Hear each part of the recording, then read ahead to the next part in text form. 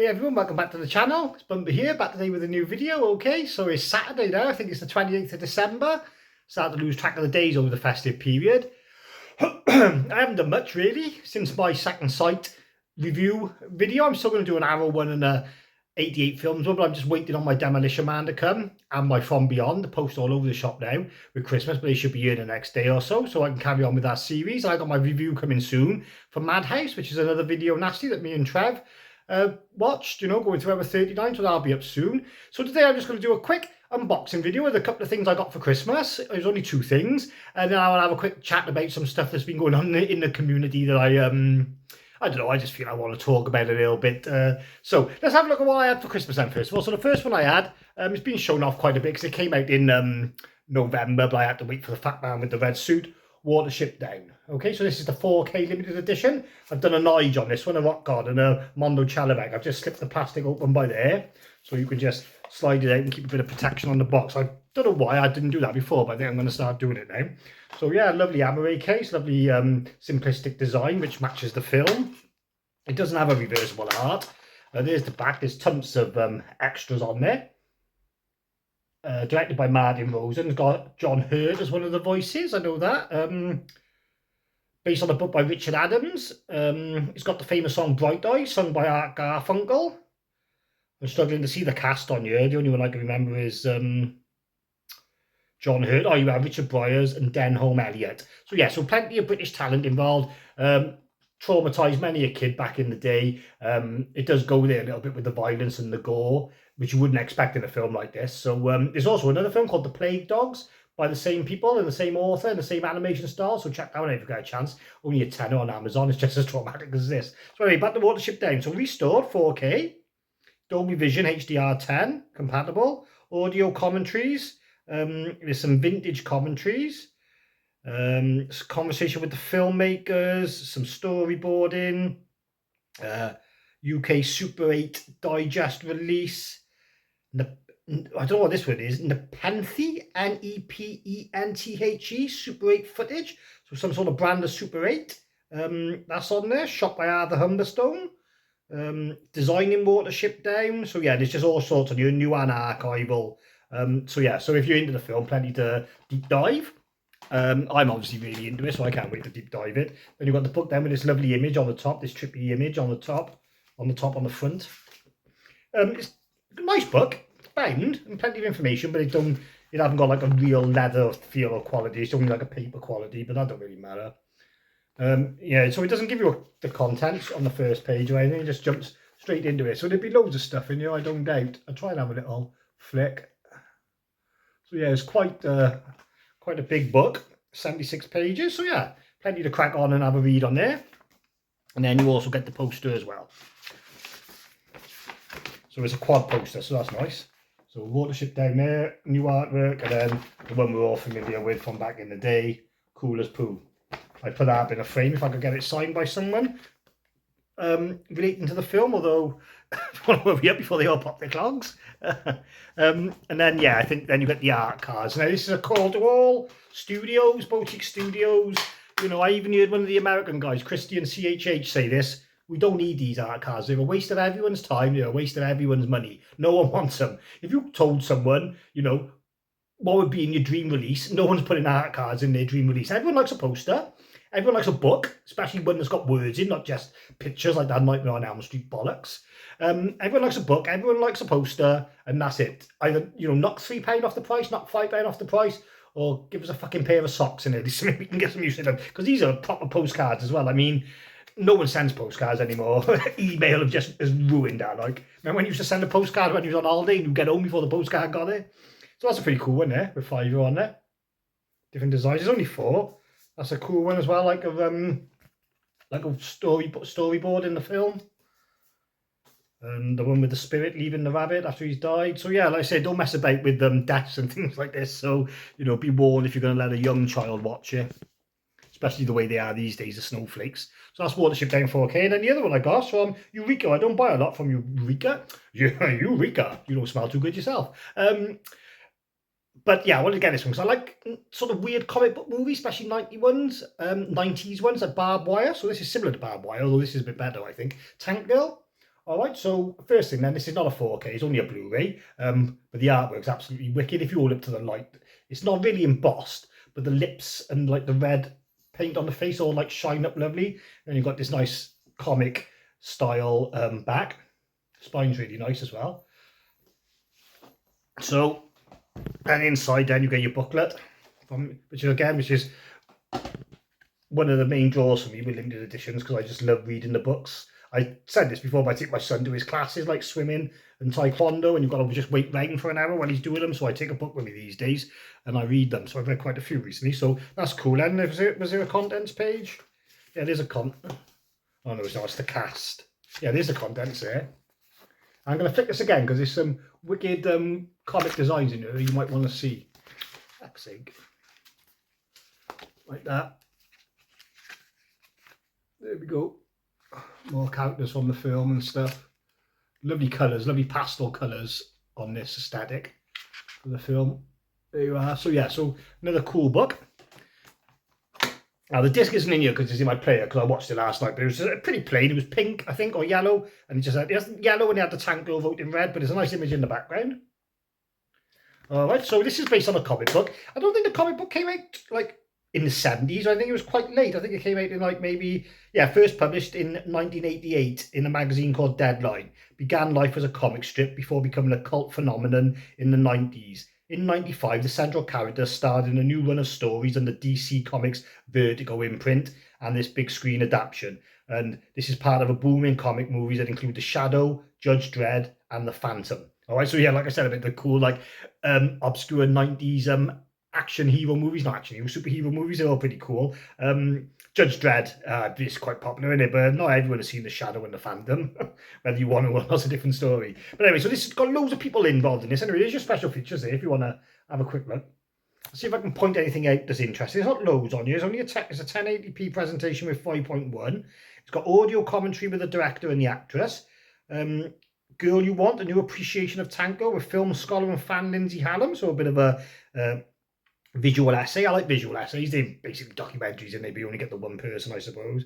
And then there's a couple of interviews, and then we got another 2024 video essay by Alexandra Helen Nicholas. So Alexandra Helen Nicholas, you see her name pop up on all these British boutique releases, and I couldn't put a name to her face. I have to speak to her on Twitter and stuff. But I recently watched a documentary, The Found Footage Phenomenon, on Shudder, and she's on there. So if you want to put a name to the face. Another one is Rebecca McKendry. Her name flies about as well, but she's American. But if you want to see their faces, they're both on that documentary. So anyway, this is directed by Rachel Tallahay. So Rachel Tallahay was one of the frontrunners, production people for Nightmare on Elm Street, alongside, you know, with Bob Shea and whatever, working for New Line. She directed part 6. Some people say it was a mistake one. A lot of people think part 6 is the worst one. I can see that it's got a woman's touch because the kills are more like zany than gory. You know, you've got like the Wizard of Oz and the Bugs Bunny type rip-off when he pushes the bed of spikes down for him to land on and whatever, like. So yeah, but anyway, so she's directed this. This would have been after Friday 6, but this has also got Laurie Petty in, Ice-T, early role for Naomi Watts, and she does look really like nerdy in this. Like she's like a mechanic type thing, a futuristic mechanic, and yeah, she's just like really like bookworms like in this. I've got Malcolm McDowell as well, everyone's favourite bloody moody bastard. So yeah, so there's lots of things, you know, there's lots of big names in this. And it's also, I think it was also produced by Catherine Hardwicke, who I swear went on to do the Twilight series. It could be a different Catherine Hardwicke one, but I don't think it is. So anyway, so that's a wicked one. That's Tank Girl, and that's on Blu-ray, and that comes from Eureka. Like I said, I fell asleep watching it. You could tell it wasn't a 4K. The transfer was good. It was, you know, super watchable. I'm not knocking it in the slightest, but you could tell sometimes, like the what's the word I'm looking for? Like detail, but like the lines, you know what I mean? Like it is a bit not blurry. It's hard to explain. It's just not quite as crisp as a 4K. You could tell, but you know, nothing wrong with it whatsoever. I wouldn't upgrade. Like if a 4K came out tomorrow, I would be happy with this one. All right then, so just those 2 releases there, Watership Down and tankgirl, I had for Christmas from my family. And then I was just going to have a quick chat about all this toxic behaviour that's going on in the community. This all relates to American content creators for physical media. Like in America at the moment, like there's a lot of competition and a lot of like content creators, they want to get like one up on each other. They don't want to work in cohesion like a community should do. Like they're always trying to one up each other. And there's like, it's all coming out now at the moment, you know. Like the first thing is like there's a lot of people in the community, in the comments and all, who don't like the fact that big channels get free stuff. But, you know, as frustrating as it is to see someone get something for free, knowing you've got to pay £35 for it, you've got to understand that it's a business. And obviously, the people who get the free stuff are the one who are garnering the most views. There's no point Arrow sending Demolition Man to me for 70 people to watch the video. And those 70 people will probably already buy it anyway. But someone like Ken over at Mid-Level Media, you know, 40,000 people are going to watch his video. So they may as well send it to him. It makes sense. It's no good getting your ass in your hand because they're getting stuff for free. Because, you know, at the end of the day, if Arrow come knocking your door and said, do you want it for free? You would say yes, wouldn't you? So you just end up sounding jealous. And that's what a lot of it is. However, I do have a little thing to say on this, is that I do wish these companies would curate it a bit better and pick the channels, because 9 times out of 10 it's okay. Like Ken at Mid-Level Media, Christian at Planet CHH, they're getting 30,000-40,000 views. It don't matter, you know, if it's a Screen Factory release, an Arrow release, you know, it could even be a fucking romantic drama, like, you know what I mean, and it's still going to be seen. But sort of with the smaller channels, you know, the chances of it being seen is slim to none. So you can see why they do it. I'm going a bit off topic there a minute, well, not off topic, but waffling. I was going to say that you know, even though they're getting them for free, you know, they are reviewing them and stuff. And then it's just whether, then there's, if goes on to something else, then whether, you know, they're saying these films are good because they're scared that they won't get any more review copies. But, you know, they swear they don't. And I got to be honest, I watch Kano at Mid-Level Media quite a lot. I watch Planet CHH quite a lot. And they're pretty honest, you know. I mean, the difference is, and this is where I was going with, like, the sort of, the beef in the community, is some guy, I think is from a channel Last Movie Standing, you know, he's picked them up on the fact that they were, like, waxing lyrical about Demolition Man, using buzzwords like, you know, best release of the year, amazing 4K quality, night and day to the Blu-ray. And this guy was a little bit pissed because he's a champion of the Blu-ray. He's had it for, like, since it came out in 2011, and he was doing screen comparisons and there wasn't a lot of difference. So he was questioning why these guys were hyping it up so much. And in his mind, it was because, you know, they want to carry on getting releases from Arrow. But in my mind, it's not. It's because not everyone watches a film and goes, you know, skips through bloody scene by scene, you know, looking for these imperfections. People like Ken and Christian, they just sticking the film on, sitting back and watching it. They haven't seen the Blu-ray of the movie in like 10, 15 years. So it probably does look amazing to them. Like, it probably does knock them back a bit. They haven't then gone and got the Blu-ray and compared all the screens and everything and run it through any sort of processes, you know, like that James does, and that search for physical media, all that nonsense. And that's what most of us are like. Most of us are average Joes. We just want to know that we're going to stick it on and it's going to look good. And that's what it is. When you start delving into it the way this other guy has done to prove people wrong, I don't know, it can rub people up the wrong way, I guess, because they are giving their honest opinions. They're not shills for the companies, you know. They're not salesmen for Arrow, you know. They're just doing a favour for a favour. They're getting it for free, so they're reviewing it for other people to see. And I'd like to think they're being honest, but if some people don't think that way, then that's fine. So yeah, and then the other thing in the American community is the one woman Sue, Movies with Sue. I'm sure you know her channel. She'd come out, bless her, to say that she'd run up loads of debt and she can't do it no more, and she laid her soul bare. And again, if this was the British community, you know, we'd all be saying, oh, you know, we've all done it. If there's anything we can do to help, you know, like, and just be there for support. But like the Americans, they don't, like, they just want to kick her when they're down. Like,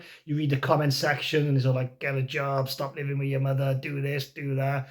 And, you know, the poor girl's only come out and been honest about her situation. Like, she wants to carry on making YouTube. She can't afford to buy the stuff at the moment. So she's come out and told people why she won't be getting new stuff. And fair do, she's carried on making videos even without buying a lot of stuff. So, you know, it does go to show that it's not all about showing off the new releases, you know, and unboxing the new stuff just to get the views. So, yeah, and people have been kicking her when she's down, and then there's this guy, Slipcover Steve. I follow him because I find him funny because he's a satirical account. If you take what he says serious, you know, it is going to wind you up and you're going to take it the wrong way, but he does it. It's funny. Like, watch his last video and he says, I'm going to be the greatest content creator YouTube has ever seen and all this. And he's saying it deadpan, but you just know he's joking. But he's on there, like, telling these people to shut up with their problems and no one's interested in all this. And it's just all a bit catty, like, you know, on the American scene. I love the American scene. Like, my favourite channel's Dead Pit Radio. I even got a membership. Born to be Rad, I pay a membership for him. Do you know what I mean? So I do like the Americans, but I can see that they do catfight quite a lot, and they're always trying to one-up each other. So that just brings me on to the last thing I was going to say now. Kudos to the British community, because there's nothing like that. We all support each other. You know, I'll watch videos from content creators, even if I don't like the subject matter, just because I want to support them and give them a like and a view. You know, like John over at Mondo, or Rock God, or my man Trev at Double Bill Movies, or Nikki over at Skin Crawlers. You know, they might do a video one day unboxing fucking Singing in the Rain. And I ain't interested in that, but I'll still watch it because I'm trying to support them. Like, do you know what I mean? And I like to think they do the same to my channel, because my content's not great. I don't get a lot of views. I don't have a whole lot of subscribers, but I appreciate those 50 or 60 people that do watch it and give it a like. So yeah, word to the Yanks over the pond, try and be a bit more nicer to each other. Like Jerry Springer used to say, be good to each other. And in the UK, you know, keep up the good work, because I do feel there's a real strong community bond in the UK. And if someone was to get in a mess with money or financials or anything else relating to physical media, you know, I'm always here for a chat. I'd never really judge anyone or go running my mouth to other people. And I certainly would not be creating YouTube videos using people's faces in the thumbnails and whatever for clickbait. Blatantly obviously you're going to be talking shit about them. That's wrong as well. So I don't agree with that either. But anyway, be nice to each other, like I said, and I'll catch you in a couple of days when I do my review of Arrow and of 88 films for the year. I've been Bumper. Thanks for watching. Cheerio.